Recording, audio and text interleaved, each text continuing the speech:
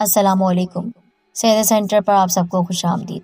یہ پوری اسٹار اور چونکا دینے والی سچی کہانی آپ ضرور سنیے، اور برائے مہربانی ویڈیو کو لائک اور شیئر کیجیے گا، اور اس سے پہلے ہمارے چینل سید سینٹر کو سبسکرائب کر کے بیل آئیکن کو دبائیے اور نوٹیفیکیشن پر بھی کلک کر دیجیے گا۔ وہ منظر بڑا خوفناک اور رونگٹے کھڑے کر دینے والا تھا۔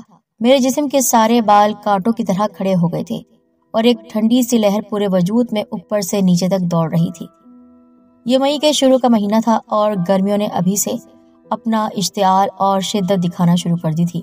پھر اس پر لوڈ شیڈنگ، لائٹ جاتی تو سب پریشان ہو جاتے۔ دن بھر میں تو بہرحال لوڈ شیڈنگ برداشت کرنا ہی تھی، لیکن شام کے وقت یا رات میں چھت ایک اچھا آپشن تھی۔ میں ان دنوں نانی کے گھر آیا ہوا تھا۔ پیپرز میرے ختم ہو گئے تھے، تو سوچا فارغ ہوا ہوں تو نانی کے گھر ہو کر آتا ہوں۔ ذہنی طور پر تازہ دم ہونے کے لیے میں وہاں چلا آیا۔ میں جس شہر میں آیا تھا، نانی کے اس شہر میں سمندر موجود تھا، تو رات میں سمندری ہوائیں چلتی، لائٹ چلی بھی جاتی تو سب چھت پر سو جاتے تھے۔ اس وقت لائٹ نہیں گئی تھی تو سب اپنے اپنے کمروں میں سو رہے تھے، چھت پر نہیں۔ وہ رات تقریباً 1:30 بجے کا وقت تھا جب میری آنکھ کھلی۔ لائٹ چلی گئی تھی۔ لائٹ جانے کی وجہ سے گرمی لگی تو میں بیدار ہو گیا۔ میں اٹھ کر بیٹھ گیا۔ برابر میں میرا کزن لیٹا ہوا تھا، لیکن لائٹ جانے کے باوجود اتنی سخت گرمی میں بھی وہ مزے سے خراٹے لے رہا تھا، اور اس کی گہری نیند کی وجہ سے میں نے اسے جگانا مناسب نہیں سمجھا۔ میں نے سوچا کیوں نہ میں خود ہی چھت پر چلا جاتا ہوں، تب تک لائٹ آ بھی جائے گی۔ میں نے موبائل ٹارچ آن کی اور چھت کا رخ کیا۔ ساری سیڑھیاں پار کرنے کے بعد چھت پر قدم رکھا۔ اس وقت کوئی بھی وہاں موجود نہیں تھا، کیونکہ رات 11 بجے کے بعد لائٹ آ جاتی تھی تو سب واپس اپنے کمروں میں چلے جاتے تھے۔ اوپری سیڑھی چھوڑتے ہوئے میں نے جیسے ہی چھت پر قدم رکھا تو میری نظر سامنے چھت کی منڈیر یعنی دیوار پر پڑی، تو وہاں کا منظر دیکھ کر میں دھک سے رہ گیا، اور میری آنکھیں اس جگہ جم کر رہ گئی۔ اگر میں آپ کو بتاؤں کہ اس وقت میری حالت کیا ہو رہی تھی تو شاید لفظوں میں بیان نہیں کر سکتا۔ بس میں تھر تھر کانپ رہا تھا، میرے منہ سے ایک لفظ نہیں نکل رہا تھا، اور آنکھیں پھٹی ہوئی اس منظر کو دیکھ رہی تھی۔ چھت کی دیوار پر 2 لڑکے کراٹے لڑ رہے تھے۔ دیوار بہت پتلی تھی، لیکن وہ اس دیوار پر ایسے کھڑے تھے جیسے ان کے لیے کوئی معمولی سی بات ہو۔ جس طرح وہ دیوار پر کھڑے تھے ایسا لگ رہا تھا کہ وہ ہوا میں معلق ہیں، یعنی اڑ رہے ہیں۔ یہ 3 منزلہ عمارت کی منڈیر تھی۔ ان دونوں نے کراٹوں کا مخصوص لباس پہن رکھا تھا، اور جس طرح وہ لڑ رہے تھے اندازہ ہو رہا تھا کہ وہ اس فن میں خوب ماہر ہیں۔ کوئی انسان کا بچہ جسے اپنی ہڈیاں توڑوانے اور جان سے جانے کا شوق نہ ہو 3 منزلہ عمارت کی اس پتلی سی دیوار پر کراٹے لڑے یا اچھل کود کا وہ کام کرے تو محض وہ سوچ ہی سکتا ہے۔ عملاً یہ کام پاگل پن کی حدود میں آتا ہے۔ پھر وہ دونوں کون تھے؟ یقیناً کوئی اور شے تھی، کیونکہ اول اگر وہ ماموں کے بچوں میں سے ہوتے تو اندھیرے میں بھی انہیں پہچان لیتا۔ دوسری بات کہ کسی ماموں کا بچہ کراٹے کو نہیں جانتا تھا، اور جانتا بھی ہوتا تو اتنی اونچی بلڈنگ کی اس دیوار پر اتنی تیزی، اتنی مہارت سے لڑنا ناممکن تھا۔ پہل ایک لمحے کے لیے تو میں سوچ میں پڑ گیا کہ جو منظر میں دیکھ رہا ہوں، آیا یہ منظر سچ میں ہے یا کچھ اور۔ اس منظر کو دیکھ رہا تھا اور خوف میں مبتلا ہو رہا تھا، لیکن جب وہ دونوں کراٹے چھوڑ کر میری جانب دیکھنے لگے تو مجھے ایسا محسوس ہوا جیسے میرے جسم کے ہر سیل میں ٹائم بم رکھ دیا گیا ہو جو اگلے لمحے پھٹنے والا ہو۔ ان کے چہرے عجیب سے تھے۔ وہ میری جانب دیکھ کر زور زور سے قہقہے لگانے لگے، زور زور سے ہنس رہے تھے۔ مجھے محسوس ہوا کہ دہشت کی وجہ سے میرا دل ہڈیوں کا پنجرا توڑ کے باہر آ جائے گا۔ میں نے بھاگنا چاہا تو ان میں سے ایک کی گونجتی ہوئی آواز آئی، آؤ ہمارے ساتھ کراٹے لڑو۔ میں نے سن رکھا تھا عموماً جنات میں شرارت کا مادہ نسبتاً زیادہ ہوتا ہے، یعنی انسانوں کی نسبت وہ زیادہ شریر ہوتے ہیں، اور اگر وہ جن زادے تھے تو شاید اس وقت وہ میرے ساتھ بھی شرارت کرنے کے موڈ میں تھے۔ لیکن اس لمحے مجھے نہ جانے کیا ہوا کہ میں جیسے ان کی اس آواز پر مشین کی طرح چلتا ہوا آگے آیا، اور ایک ہی لمحے میں اس دیوار پر چڑھ گیا۔ یہ یقیناً خودکشی کے برابر تھا، لیکن اس لمحے شاید میں اپنے آپ میں تھا ہی نہیں، ایک روبوٹ سا بن گیا تھا جو ریموٹ کنٹرول کے اشارے پر چلتا ہے۔ مگر اس سے پہلے کہ کھیل شروع ہوتا، میرے ذہن میں ایک دم دھماکہ ہوا، جیسے مجھے ہوش آ گیا۔ میں آیت الکرسی کا ورد کرنے لگا اور چھلانگ لگا کر نیچے اتر آیا۔ تیزی سے سیڑھیوں کی طرف بڑھا۔ دونوں میں سے کسی نے مجھے روکنے کی کوشش نہیں کی، لیکن ان کے وحشت ناک اور ان کی خطرناک آوازوں والے وہ کہے وہ آوازیں، اف، میں بیان نہیں کر سکتا۔ میں نے سیڑھی پر قدم رکھا تو ایک اور حواس کھو دینے والا منظر تھا۔ سیڑھیوں پر سے ان کی طرح کا ایک اور لڑکا یا مخلوق کراٹے کے سفید لباس میں چھت کی جانب آ رہا تھا۔ مجھے نیچے کی جانب جاتا دیکھ کر بولا، کہاں جا رہے ہو ڈیئر؟ اس کی آواز میں بھی ایک گونج اور دہشت سے تھی، لیکن میں اسے نظر انداز کرتا پاگلوں کی طرح بہت تیزی سے اس کے برابر سے گزرتا ہوا 2-2 3-3 سیڑھیاں ایک وقت میں پھلانگتا ہوا زینے سے نیچے آ گیا۔ مجھے اس طرح جاتا دیکھ کر وہ بھی ان دونوں کی طرح زور زور سے ہنسنے لگا۔ آسمان پر ایک کے بعد ایک آتے جاتے ہلکے بھورے بادل، ان بادلوں کے پیچھے چھپتے جھانکتے چاند اور ستارے، ان مافوق الفطرت مخلوقات کے، یعنی نظر نہ آنے والی ان مخلوقات کے خوفناک کہے ان کی ہنسی کو سن کر بڑا ہی دہشتناک سما پیدا کر رہے تھے۔ میں سیدھا نیچے کمرے میں آ کر رکا۔ سانس میری ایسے پھول رہی تھی جیسے کسی بھٹی میں آگ جل کر بھڑکتی ہے۔ مجھے ایسا لگ رہا تھا جیسے میں کئی کلومیٹر کا سفر طے کر کے آیا ہوں۔ توپ کے دھماکوں کے شور سے بھی زیادہ نہ جاگنے والا میرا کزن حیرت انگیز طور پر بیدار ہو گیا۔ وہ میری اس کیفیت کو دیکھ کر حیرت سے منہ کھولے ہوئے پوچھنے لگا، کیا ہوا شعیب؟ تم ہانپ کیوں رہے ہو؟ وہ چھت پر، بس میرے منہ سے اتنا ہی نکل سکا اور میں چکرا کر گر پڑا۔ ایسا لگا جیسے حواسوں پر اندھیرے چھاتے جا رہے ہیں۔ پھر مجھے کچھ ہوش نہ رہا، میں بے ہوش ہو گیا تھا۔ بالکل درست اندازہ تو نہیں کہ کس وقت مجھے دوبارہ ہوش آیا، تاہم میرا خیال ہے کہ میں زیادہ دیر بے ہوش نہیں رہا۔ ہوش میں آیا تھا تو سب میرے ارد گرد جمع تھے۔ کیا ہوا بیٹا شعیب؟ تم نے کیا دیکھا چھت پر؟ وہ چھت پر وہاں 2 لڑکے 3 لڑکے۔ مجھ سے بولا نہیں جا رہا تھا۔ مجھے اپنا جسم جلتا ہوا محسوس ہو رہا تھا، شاید بخار چڑھ گیا تھا۔ چھت پر تو کوئی نہیں ہے بیٹا، سب سے بڑے ماموں نے مجھے سمجھاتے ہوئے کہا۔ وہ دلاسا دینا چاہ رہے تھے تاکہ میرا ڈر ختم ہو۔ ہم دیکھ آئے ہیں چھت، کچھ بھی نہیں ہے شعیب بیٹا وہاں۔ لیکن میں نے انہیں دھیرے دھیرے ساری بات بتائی تو ان سب کی فکر اور خوف میں اضافہ ہوا، اگرچہ وہ سب اس واقعے کو میرا وہم ہی قرار دے رہے تھے اور دوبارہ کئی بار چھت کا دورہ کر آئے تھے۔ ان میں سے کسی نے وہاں کچھ نہیں دیکھا تھا۔ سب نے مجھے بھی دوبارہ چھت پر چلنے کی رائے دی تاکہ میرا وہم دور ہو جائے، لیکن میں نے انکار کر دیا۔ پھر اس کے بعد 2 دن تک میں بخار میں مبتلا رہا۔ بخار اترا تو میں مزید وہاں رکا نہیں اور اپنے گھر آ گیا۔ جو کچھ میرے ساتھ پیش آیا اسے میں ہرگز اپنا وہم قرار نہیں دے سکتا تھا، لیکن اس واقعے کا کوئی بھی عقلی پہلو بیان کرنا ٹھیک نہیں تھا۔ کوئی بھی یقین نہیں کرتا۔ نانی کے گھر والے وہاں عرصہ دراز سے رہ رہے تھے اور ایسا واقعہ کسی کے ساتھ اب تک پیش نہیں آیا تھا، یعنی اب تک کسی بھی بچے یا لڑکے کے ساتھ ایسا نہیں ہوا تھا۔ تو وہ کیسے یقین کرتے؟ ان سب نے تو اسے میرا وہم ہی ٹھہرایا، لیکن ایسا نہیں تھا۔ مجھے یقین تھا کہ اس وقت میرا ٹکراؤ جن کے ساتھ ہوا وہ غیر انسانی مخلوق ہی تھی۔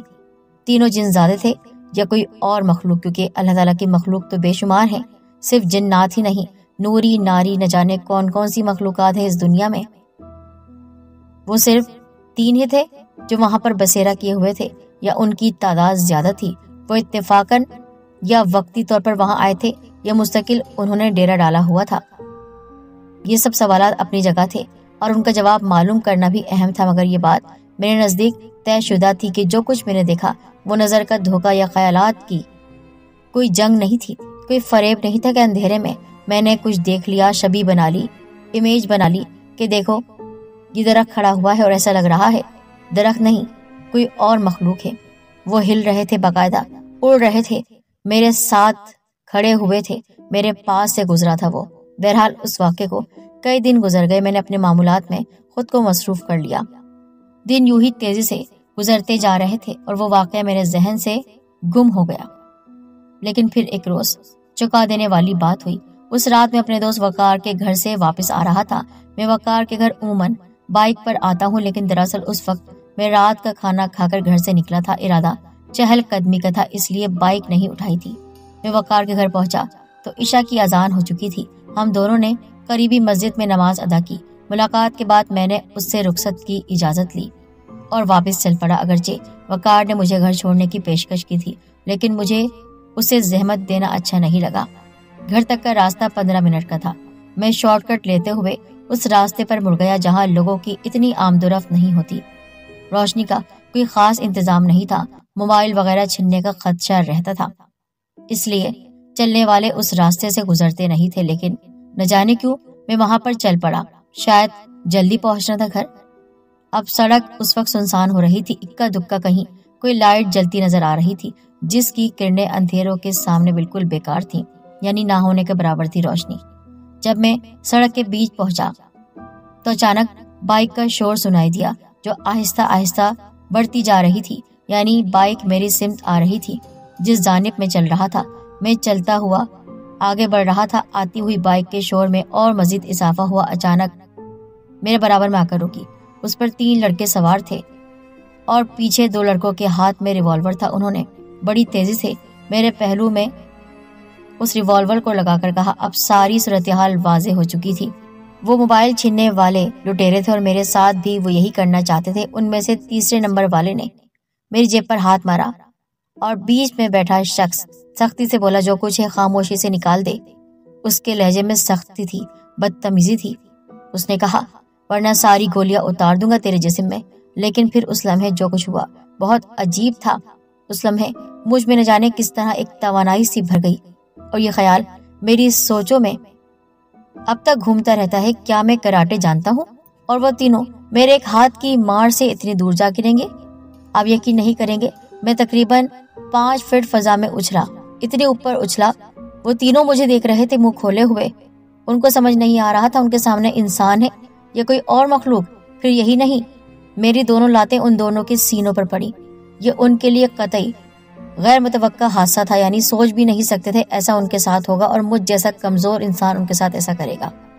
ان تینوں لٹیروں کو یہ شک بھی نہیں گزرا ہوگا کہ پسٹل کی موجودگی میں کوئی شخص سامنے والا اس قدر ہمت دکھا سکتا ہے۔ وہ بکھلا کر رہ گئے، ریوالور ان کے ہاتھ سے نکل کر زمین پر گر گئی اور وہ دونوں بھی بائک کے دوسری طرف لڑک گئے۔ اس صورتحال میں پہلے لڑکے نے جو بائک چلا کے لایا تھا اپنا ریوالور نکالنے کی کوشش کی، لیکن میں نے سیدھے ہاتھ کی ہتھیلی سے اس کی گدی پر وار کیا اور الٹے ہاتھ سے وہ پسٹل جھپٹ لیا جسے نکال کے وہ مجھ پر فائر کرنا چاہتا تھا۔ اتنے میں وہ دونوں سنبھل چکے تھے اور اپنے ریوالور کی طرف لپک رہے تھے۔ دیکھ کر میں نے ان کے ساتھی کو اٹھا کر ان پر دے مارا۔ اس سے پہلے مجھ میں اتنی طاقت اور اتنی زیادہ پھرتی تھی ہی نہیں، لیکن اس وقت نامعلوم کس طرح مجھ میں اتنی قوت اور مہارت آ گئی۔ اس وقت میں خود کو 7ویں آسمان پر محسوس کر رہا تھا۔ حیرت ہو رہی تھی کہ میں اور آج اس طرح میرے دل میں ذرہ برابر ڈر نہیں۔ میں اپنے پیر کی ٹھوکر سے دونوں ریوالور کو دور کر کے اپنے ہاتھ میں ایک اور پسٹل کو تان کر ان سے بولنے لگا، اب تم کو پتہ چلے گا کب نصیبو۔ میں نے ایک لات ان تینوں کے رسید کی کہ وہ بلبلا گئے۔ وہ تینوں اب کچھ کرنے کی پوزیشن میں نہیں تھے۔ حیرانی، پریشانی، مایوسی، کیا کچھ نہیں تھا ان کے ساتھ۔ اللہ کی مخلوق کو لوٹتے ہو، ناحق پریشان کرتے ہو، اٹھو چلو تھانے، اب تھانے دار تمہارا بھرتا بنائے گا، اگر تھانے دار نے تمہیں چھوڑ دیا تو میں تمہاری سلاد بناؤں گا۔ بھائی ہمیں معاف کر دو۔ وہ لرز رہے تھے، ہکلا کر بول رہے تھے، ہمیں معاف کر دو، ہم سے غلطی ہو گئی، ہم اب کسی کو نہیں لوٹیں گے، ہمیں چھوڑ دو بھائی۔